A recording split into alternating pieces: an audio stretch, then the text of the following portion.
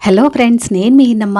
మీరిప్పుడు వినబోయే కథ ప్రముఖ రచయిత, అనువాదకులు రంగనాథ రామచంద్రరావు గారి నేనున్నాగా.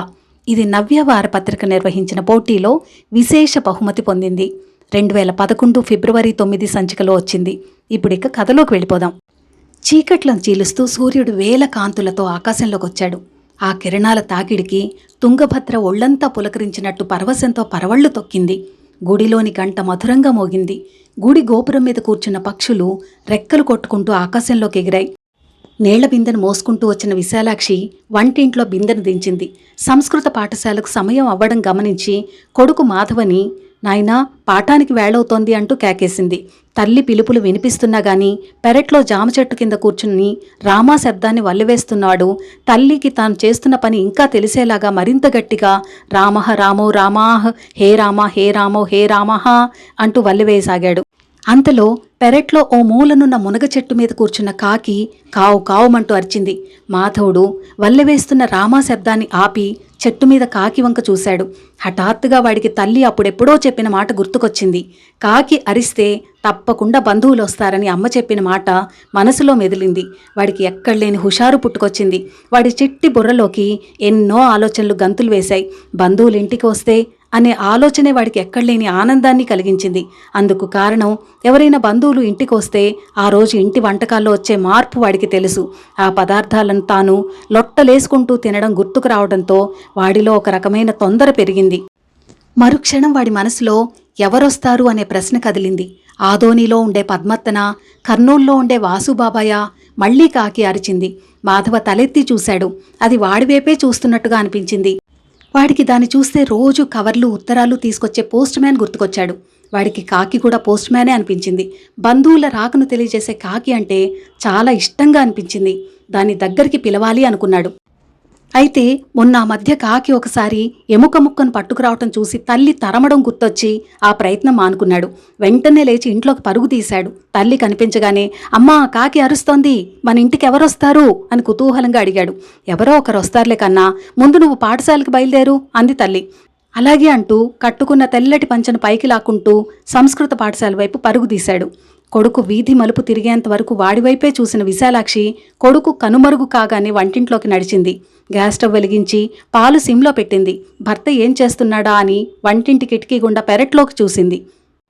పూజ్యాయ రాఘవేంద్రాయ అనే శ్లోకాన్ని వల్లివేస్తూ బావి గట్టు మీద నుంచుని బావిలోంచి తోడుకున్న చల్లటి నీళ్లను ఒంటి మీద వంపుకుంటున్నాడు ప్రహ్లాదాచారి. స్నానం అయిందనిపించి అక్కడే దండం మీద ఆరేసిన మడి బట్టతో ఒళ్ళు తుడుచుకున్నాడు. మడి పంచెను తీసుకుని ఒంటికి చుట్టుకుని పెరట్లోంచి నెమ్మదిగా నడుచుకుంటూ దేవుడి గదిలోకి వెళ్ళాడు. అప్పటికే విశాలాక్షి పూజకు కావలసిన వస్తువులన్నీ సిద్ధం చేసి పెట్టింది. ప్రహ్లాదాచారి దేవుడి ముందు పీట మీద కూర్చుని వెండి గిన్నెలో కలిపి ఉంచిన గంధం తీసుకున్నాడు. కణతల మీద, భుజాల మీద, ఛాతీ మీద గంధంతో గుర్తులు వేసుకుని నుదుట బొట్టు పెట్టుకున్నాడు. వెండి గ్లాసులోని ఉద్దరిణితో నీళ్లు తీసుకుని ఓం కేశవాయ నమః, ఓం నారాయణాయ నమః, ఓం మాధవాయ నమః అంటూ పూజా కార్యక్రమం మొదలుపెట్టాడు. పూజ అయిపోగానే ఇంట్లోకి వచ్చి పక్క గదిలో మంచం మీద పడుకుని ఉన్న తండ్రి తల మీద చెయ్యి వేసి కళ్ళు మూసుకుని ఆయన ఆరోగ్యం కోసం భగవంతుడిని వేడుకున్నాడు. తిరిగి మధ్య ఇంట్లోకి వచ్చి ఊయల బల్ల మీద కూర్చున్నాడు. విశాలాక్షి భర్త పూజ ముగిసిందని గ్రహించి వంటింట్లోంచి కాఫీ గ్లాస్ తీసుకొచ్చి చిన్న టీపాయ్ మీద పెట్టి దూరంగా నిలబడింది. బల్ల మీద కూర్చున్న భర్త మెరిసిపోతున్నాడు. అతనికి తన దిష్టే తగిలేలాగా ఉందనుకుంటూ కళ్ళు పక్కకు తిప్పుకుంది. ప్రహ్లాదాచారి కాఫీ గ్లాస్ అందుకుంటూ భార్య వైపు ప్రేమగా చూశాడు. భర్త చూపులకు విశాలాక్షి నిలువెల్లా సిగ్గుపడిపోయింది. ముసిముసిగా నవ్వుకుంటూ వెనుదిరిగింది. అదే సమయంలో పక్క గదిలోంచి దగ్గు వినిపించింది. వంటింట్లోకి వెళ్లబోతున్నదల్లా పక్క గదిలో ఉన్న మావగారి దగ్గరికి వెళ్ళింది. మంచం పక్కనే ఉన్న నీళ్ల గ్లాసును అందుకోవటానికి చేతులు సహకరించక గుట్టకలు మింగుతున్నారాయన. కోడల్ని చూడగానే ప్రాణం లేచి వచ్చినట్లయింది. నీళ్లు కావాలన్నట్లుగా సైగ చేశాడు. విశాలాక్షి గ్లాసును అందుకుని మెల్లగా 2 గుక్కలు తాగించింది. ఆయన స్థిమిత పడ్డాక, ఇప్పుడే పలహారం తెస్తాను మావయ్యా, సరేనా అంది లాలనగా. ఆయన కృతజ్ఞతగా తల పంకించాడు. ఆయనకిప్పుడు 80 ఏళ్ళు. 5 ఏళ్ల క్రితం వరకు బాగానే ఉండేవాడు. మాధవాచారి అంటే ఆ చుట్టుపక్కల జనాలకు భయము, భక్తి. ఏ మంచి పనులకు పూనుకోవాలన్నా ఆయన చెప్పిన రోజునే వారు మొదలుపెట్టేవారు. ఎవరి పెళ్లికైనా ఆయన ముహూర్తం పెట్టవలసిందే. ఆయనకు వైద్యమూ కొంత తెలుసు. దాంతో ఆ చుట్టుపక్కల జనాలు ఏ చిన్న నొప్పి వచ్చినా స్వామి అంటూ పరిగెత్తుకుంటూ వచ్చేవాళ్ళు. వచ్చిన వారికి చేతనైనంత సాయం చేసేవాడే తప్ప ఎవరి నుంచి ఏమీ ఆశించేవాడు కాదు. అయితే ఆయన దగ్గరికి వచ్చే జనాలు డబ్బులిస్తే ఆయన కోపం వస్తుందని ఏ పండో కాయో పూలో తెచ్చి పెరటి గుమ్మం దగ్గర పెట్టి వెళ్ళిపోయేవారు. నిరంతరం దైవధ్యానంలో గడిపే ఆయన జీవితం సాఫీగా సాగిపోతున్న సమయంలో ఒకరోజు తెల్లవారుజామున నిద్ర నుంచి లేచిన ఆయన రోజు తనకంటే ముందే లేచే భార్య ఇంకా పొద్దెక్కినా లేవకపోవటంతో తట్టి లేపబోయారు. ఆమె శరీరం చల్లగా తగలటంతో తన అర్ధాంగి ఇక లేదన్న నిజం అర్థమై దుఃఖం పొంగి గుండెలు పగిలి గొంతు మూగబోయింది. భార్య హఠాన్మరణం ఆయన్ను పీల్చి పిప్పి చేసింది. ఆమె లేని లోటు ప్రతి క్షణం ఆయన్ను దహించి వేసింది. ఒంట్లోని శక్తి సన్నగిలటంతో లేచి తిరగలేని స్థితికి చేరుకున్నాడు.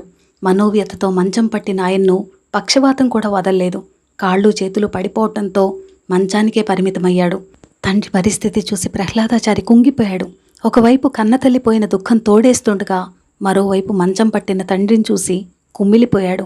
ఏం చెయ్యాలో తోచక విలవిల్లాడాడు. మేనమామ హనుమంతాచారి మేనల్లుడికి ధైర్యం చెప్పాడు. ఆయనకు బావ మాధవాచారంటే ప్రాణం. ఒకవైపు ఆయనకు అక్కనిచ్చుకున్నాడు, మరోవైపు ఆయన చెల్లెల్ని తను చేసుకున్నాడు. ప్రహ్లాదాచారిని అక్కున చేర్చుకుని మేమంతా లేమా నీకు అన్నాడు ప్రేమగా.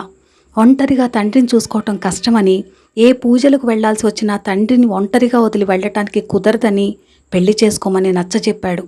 పరాయి పిల్లని చేసుకుంటే పెద్దాయిని చూసుకుంటుందో లేదోనని మేనల్లుడి అంగీకారంతో తన కూతురు విశాలాక్షితో పెళ్లి జరిపించాడు. హనుమంతాచారి కూతుర్ని అత్తవారింటికి పంపుతూ చాలా కాలంగా తన పొలంలో పనిచేస్తున్న వెంకన్న కుటుంబాన్ని కూడా విశాలాక్షి వెంట పంపాడు. మంత్రాలయంలో మాధవాచారి పొలాల్ని చూసుకుంటూ అవసరమైతే ఇంటి పనుల్లోనూ సహాయంగా ఉండమని చెప్పి పంపాడు. ప్రహ్లాదాచారి వెంకన్న సహాయంతో తండ్రిని కంటికి రెప్పలాగా చూసుకోసాగాడు. విశాలాక్షి ఆ ఇంట అడుగు పెట్టగానే ఇంటి బాధ్యతలన్నీ నెత్తిన వేసుకుంది. మొదటి నుంచి ఆమెకు మేనమామ మాధవాచారంటే ప్రాణం. ఆయన చేతుల్లోనే పెరిగిన పిల్ల. మేనత్త హఠాత్తుగా చనిపోవటం, మేనమామ మంచం పట్టడం భరించలేకపోయింది. బావ పరిస్థితి చూసి తల్లటిల్లిపోయింది. ఏదో ఒకటి చేసి బావ దుఃఖాన్ని పోగొట్టాలి అనుకుంది. అంతలో తండ్రి బావతోనే తన పెళ్లి జరిపించడంతో ఆనందంగా ఆ ఇంట అడుగుపెట్టింది.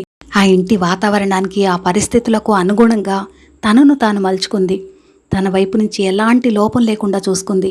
ఇంటి ఇల్లాలిగా బాధ్యత నిర్వహిస్తూనే మరోవంక మంచం పట్టిన మావయ్యను కంటికి రెప్పలాగా చూసుకుంది. ఆమె రాక ప్రహ్లాదాచారికి జీవితంలో వసంతం వచ్చినట్లు అనిపిస్తే, మాధవాచారికి తన కన్నతల్లే కోడలి రూపంలో తిరిగి తనను లాలించడానికి వచ్చినట్లుగా అనిపించింది. ఆ మాట ఆయనెన్నడూ నోటితో చెప్పకపోయినా కళ్లల్లో ఆ భావం స్పష్టంగా కనిపించేది. ఆమె పట్ల ఆయన చూపాలనుకున్న ప్రేమ, ఆప్యాయత, వాత్సల్యం కన్నీటి రూపంలో వర్షించేవి. అలాంటి సందర్భాల్లో విశాలాక్షి కల్పించుకుని మావయ్య ఏంటిది చిన్నపిల్లలా అంటూ ముద్దుగా కసురుకునేది.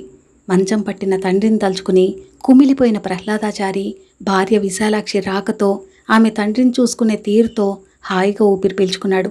కష్టాల్లో తనకు అండగా నిలబడి మంచి మనసున్న అందమైన అమ్మాయిని తనకు ఇచ్చి పెళ్లి చేసిన మేనమామ రుణం ఈ జన్మలో తీర్చుకోలేను అనుకున్నాడు.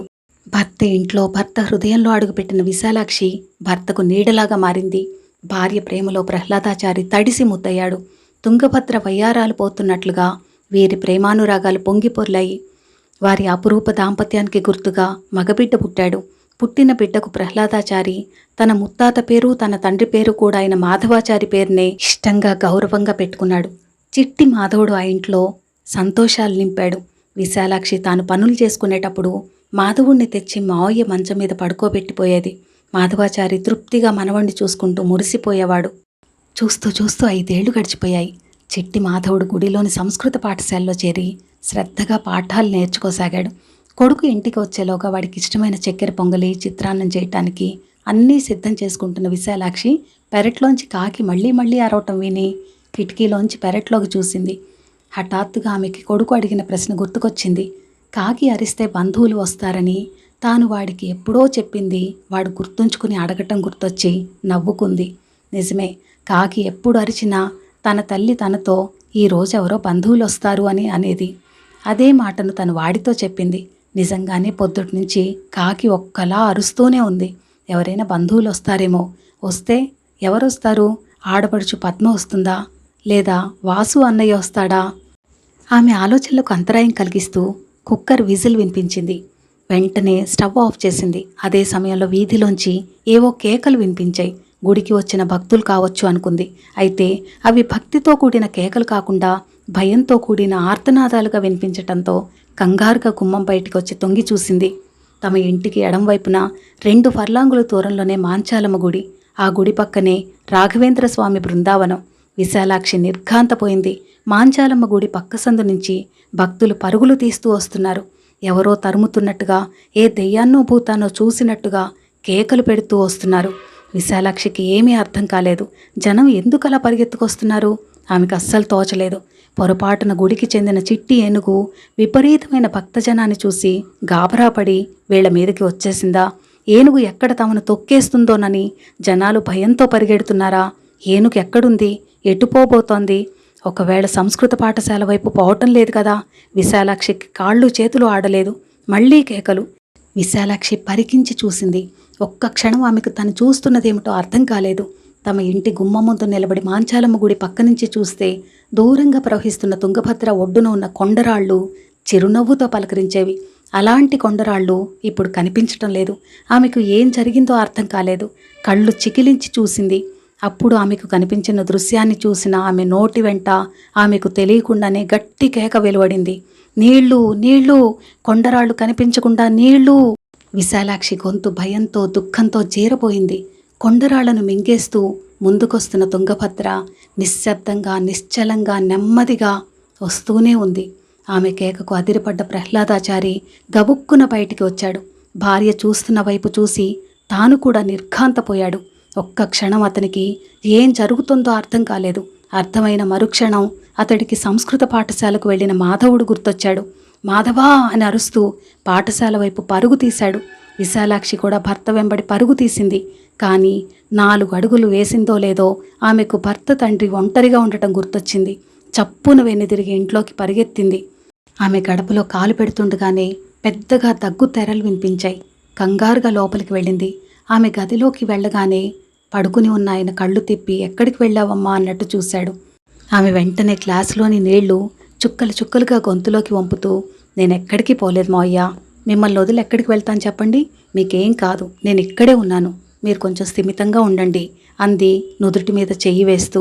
ఆయన కళ్ళార్పకుండా అలాగే చూస్తున్నారు. ఇంతలో అమ్మాయి గారు, అమ్మాయి గారు అని పెడబొప్పులు వినిపించేసరికి విశాలాక్షి అదిరిపడింది. ఇంటి గుమ్మంలోకి వచ్చి చూసింది. వెంకన్న పరిగెత్తుకుంటూ ఆయాసపడుతూ ఎగఊపిరి దిగఊపిరిగా వచ్చాడు. అమ్మాయి గారు, తుంగభద్ర పొంగిందండి, ఉత్తరం వైపు పోటెత్తి గట్టు దాటి వచ్చేస్తోంది. నది దగ్గర స్నానాలు చేస్తున్న వాళ్ళంతా భయపడి పారిపోయి వస్తున్నారు. వాళ్ళ వెనకాలే తుంగభద్రమ్మ బుసలు కొడుతూ వెంటబడింది. ఉరికి వచ్చేసింది. రోడ్లన్నీ ముంచేసింది. గుడి ఉత్తరం వైపు వాకిలి నుంచి నీళ్లు గుడిలోకి పోయాయి. ఆ నీళ్లను చూసి భక్తులు దిక్కు దివాణం లేకుండా పారిపోయారు. తుంగభద్రకి ఏమైందో, ఏం చేశారో, ఎవరి మీద కోపం వచ్చిందో పారుకుంటూ వచ్చి మాంచాలమ్మ గుడి గోడను పగలకొట్టింది. గుడిలోకి పోయిన నీళ్లు గుళ్ళో అంతా సుళ్ళు తిరిగి బయటకొచ్చి మెట్లు దిగి అంగళ్ళు దాటి మనవైపు వస్తున్నాయి. వెంటనే ఇక్కడి నుంచి పారిపోవాలి తల్లి, లేకుంటే అందరం చచ్చిపోతాం తల్లి అన్నాడు వగర్చుకుంటూ. విశాలాక్షికి దిక్కు తోచలేదు. భర్త వెళ్ళిన వైపు చూసింది. భర్త జాడ కనిపించలేదు. పరుగులు పెడుతున్న జనం, వారిని వెంటాడుతూ వస్తున్న తుంగభద్ర ఏం చెయ్యాలో తోచనట్టు వెంకన్న వైపు చూసింది. ఆమె భావం అర్థమైనట్టుగా, అమ్మాయి గారు, అయ్యగారు మాధవస్వామిని ఎలాగో తీసుకొస్తారు, మీరు వెంటనే వెళ్ళి విలువైన వస్తువుల్ని మూట కట్టండి, ఊరంతా మునిగిపోయేటట్టుంది, ఆదోని వైపు వెళ్ళిపోతాం తల్లి అన్నాడు. విశాలాక్షి తటపటాయించడం చూసి, నేను పెద్ద స్వామిని చిన్న స్వామిని ఎలాగైనా పట్టుకుని వస్తానమ్మా, నువ్వేం భయపడద్దు తల్లి, నా ప్రాణం అడ్డమేసైనా సరే వారికి ఏ ఆపద రాకుండా చూసుకుంటాను తల్లి, నువ్వు వెంటనే నేను చెప్పినట్టు బట్టలు, డబ్బు, నగలు అన్నీ మూట కట్టుకోమ్మా అంటూ అక్కడి నుంచి సందులోకి దూసుకు వెళ్ళాడు. విశాలాక్షి ఇంట్లోకి పరిగెత్తింది. పడక గదిలో మంచం కింద ఉన్న ట్రంక్ పెట్టి తీసింది. బీరువా తెరిచి చేతికి అందిన బట్టలు అందులో కుక్కింది. లాకర్లో ఉన్న డబ్బు, నగలు తీసి చిన్న మూట కట్టి పెట్టెలో పెట్టింది. పెట్టి తీసుకుని గదిలోంచి బయటకు వచ్చింది. హాలు పక్కనున్న గదిలోకి వెళ్ళింది.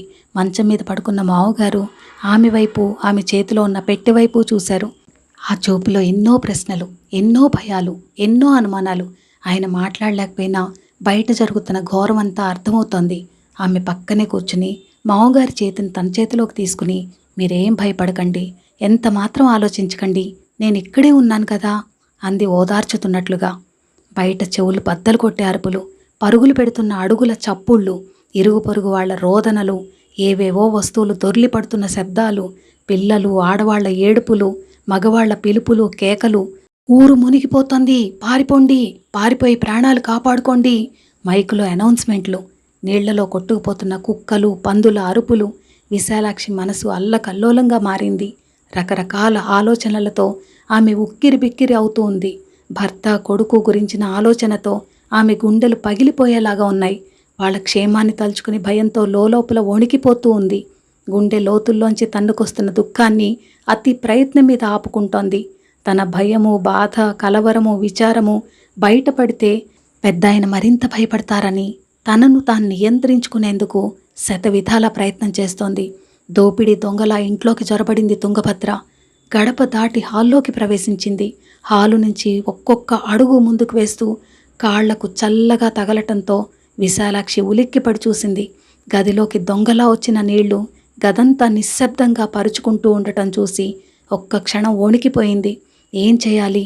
మావయ్యను ఎలా ఇక్కడి నుంచి దాటించాలి? మాధవుడి కోసం వెళ్ళిన భర్త రానేలేదు. వాళ్ళిద్దరినీ వెతకటానికి వెళ్ళిన వెంకన్న కూడా రాలేదు. ఇరుగు పొరుగు వాళ్ళు ప్రాణభయంతో అందిన వస్తువులు తీసుకుని అక్కడి నుంచి వెళ్ళిపోవటం ఆమెకి తెలుస్తూనే ఉంది. ఎవరి ప్రాణాలు వారికి తీపి. అది వారి తప్పు కాదు, పరిస్థితుల ప్రభావం. అయితే ఇప్పుడేం చేయాలి? మావయ్య బెంబేలు పడకుండా ప్రశాంతంగా ఉండేలా చూడటం తన బాధ్యత. ఆయన తను ఒంటరి అనుకోకూడదు. మేమంతా ఆయనకు ఉన్నామని తెలియాలి. అది ఆయనకు ధైర్యాన్ని, స్థైర్యాన్ని ఇవ్వాలి. కన్న బిడ్డ తన దగ్గర లేడని ఆయన భావించకూడదు. ఆ ఆలోచనే ఆయనకు రాకూడదు. రాకుండా తను చూడాలి. అందుకు తను నిబ్బరంగా ఉండాలి. కనీసం ఉన్నట్టు నటించాలి. విశాలాక్షి ప్రశాంతంగా కూర్చుని ఆయన వైపు చూస్తోంది. ఆయన కళ్ళల్లో ఏదో అభ్యర్థన, ఏదో సూచన, ఏదో ఆజ్ఞ. అది ఆమెకు తెలుస్తూనే ఉంది. కొద్దో గొప్పో ప్రమాదాన్ని శంకించిన ఆయన తన క్షేమాన్ని కోరుకుంటున్నాడని, తనని అక్కడి నుంచి వెళ్ళిపోమ్మని సూచిస్తున్నాడని ఆమెకు స్పష్టంగా అర్థమవుతోంది. ఆమె పాదాలను పలకరించిన నీళ్లు ఆమె వెన్నులో భయంతో కూడిన చలిని ప్రవేశపెట్టాయి. హఠాత్తుగా ఆమెకు భర్త గుర్తొచ్చాడు. కన్నబిడ్డ కళ్ల ముందు కదిలాడు. తల్లిదండ్రులు గుర్తొచ్చారు. ఒక్కసారి వారిని కనులారా చూసుకోవాలనిపించింది. గదిలో నీటి మట్టం క్షణక్షణం పెరగసాగింది. ఆమె కళ్ళు పత్తికాయల్లాగా విచ్చుకున్నాయి. హఠాత్తుగా ఆమెకు భర్త కంఠం వినిపించింది. సంతోషంతో ఆమెకు ఏడుపు వచ్చింది. గబాలున లేచి పెట్టెను తీసుకుని హాల్లోకి వచ్చింది. మోకాలు లోతు నీళ్లలో కాళ్లకు చీర అడ్డుపడుతూ ఉంటే అలాగే బయటకు పరిగెత్తింది. ప్రహ్లాదాచారి మాధవుణ్ణి ఎత్తుకుని లోపలికి వచ్చాడు. విశాలాక్షి మాధవుణ్ణి చప్పున భర్త చేతుల్లోంచి తీసుకుని ముద్దులు కురిపించి భర్త వెనుకే వచ్చిన వెంకన్నకు అందించింది. కుర్చీ మీద పెట్టిన పెట్టెను వెంకన్నకు అందించి, వెంకన్న, బాబు బాధ్యత, అయ్యగారి బాధ్యత నీదే అంటూ వెనుదిరిగింది. నాన్న అంటూ ప్రహ్లాదాచారి తండ్రి ఉన్న గదిలోకి రాబోయాడు. హఠాత్తుగా కిటికీ తలుపుల్ని బద్దలు కొడుతూ నీళ్లు గదిలోకి దూసుకొచ్చాయి. ఆ నీటి పోటుకు ప్రహ్లాదాచారి విసురుగా హాలు తలుపుల గుండా వీధిలోకి విసిరివేయబడ్డాడు. అతనితో పాటు వెంకన్న కూడా. అయితే వెంకన్న నీటి పోటుకు దూరంగా వెళ్ళి పడ్డాగాని బాబుని మాత్రం గట్టిగా పట్టుకునే ఉన్నాడు. ప్రహ్లాదాచారి కొంచెం తేరుకున్నాక నీళ్లల్లో ఈదుకుంటూ ఇంటివైపు కదలబోయాడు. కానీ తుంగభద్ర ప్రవాహ వేగానికి ఎదురీదలేక ఉక్కిరి బిక్కిరి అయ్యాడు. పరిస్థితి గమనించిన వెంకన్న ఆయన భుజం పట్టుకుని ముందుకు లాక్కుపోసాగాడు. భుజాల మీద బాబుని ఎత్తుకున్న వెంకన్న ఒక చేత్తో తన భర్త భుజం పట్టుకుని ముందుకు తీసుకెళ్లటం గమనించిన విశాలాక్షి తేలికపడ్డ మనసుతో నీటి ప్రవాహానికి ఉక్కిరిబిక్కిరి అయిన మావయ్య దగ్గరకు పరుగు తీసింది. అప్పటికే ప్రవాహ తీవ్రతకు భయపడి వణికిపోతున్న పెద్దాయన చేతిని తన చేతిలోకి తీసుకుని ధైర్యం చెప్పిందామె. ఎగశ్వాస పీలుస్తూ ఆయన కోడలి వైపు బేలగా చూశాడు. అది అర్థమైనట్టుగా, మీ మనవడు అబ్బాయి క్షేమంగా ఉన్నారు మావయ్య, మీరు భయపడకండి, నేనున్నాగా అంటూ తల్లిలాగా ప్రేమగా చూసింది. క్షణక్షణం గదిలో నీటి మట్టం పెరిగిపోతోంది. మరుసటి రోజు ప్రహ్లాదాచారి తన ముందు ఉన్న పెట్టెను తెరిచాడు. అందులో డబ్బు, నగలతో పాటు మాధవవి, తనవి మాత్రమే దుస్తులుండటం చూసి నిర్ఘాంతపోయాడు. ఎంత వెతికినా ఆమె చీర ఒక్కటి కూడా కనిపించలేదు.